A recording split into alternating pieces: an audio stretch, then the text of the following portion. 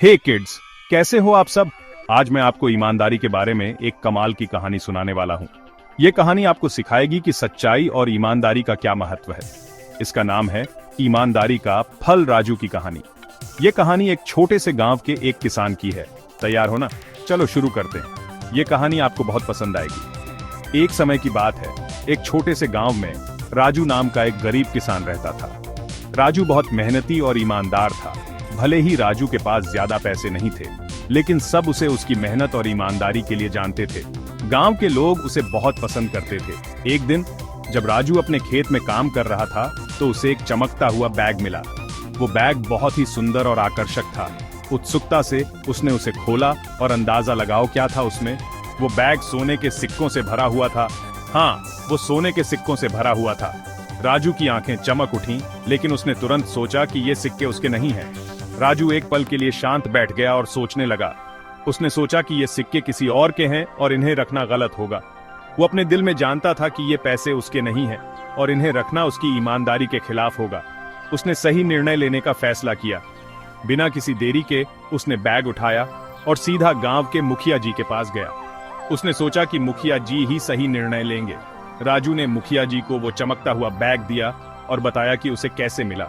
मुखिया जी ने ध्यान से उसकी बात सुनी। मुखिया जी राजू की ईमानदारी से बहुत प्रभावित हुए और उन्होंने पूरे गांव में ऐलान करवा दिया।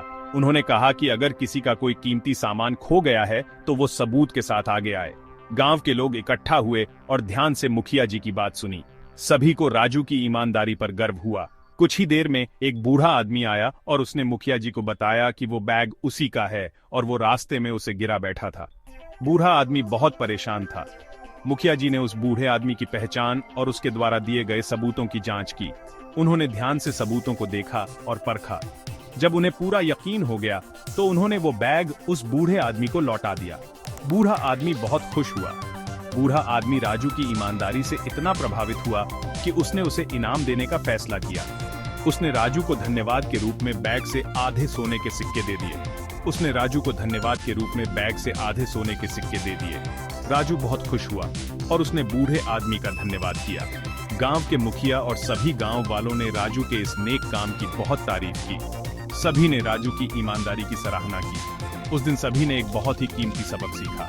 उन्होंने सीखा कि ईमानदारी और सच्चाई हमेशा इज्जत और फल देती है। तो बच्चों, हमने राजू की कहानी से क्या सीखा? हमने सीखा कि हमें हमेशा ईमानदार और सच्चा रहना चाहिए। ईमानदारी और सच्चाई हमेशा इज्जत और फल देती है। ये हमें सिखाती है कि सही रास्ते पर चलना ही सबसे अच्छा है। याद रखना, हमेशा ईमानदार रहो और अच्छी चीजें खुद तुम्हारे पास आएंगी। ईमानदारी का फल हमेशा मीठा होता है। आज की कहानी यहीं खत्म होती है। उम्मीद है आपको ये कहानी पसंद आई होगी। सुनने के लिए शुक्रिया और मिलते हैं अगली बार। बाय बाय और याद रखना, हमेशा ईमानदार रहना।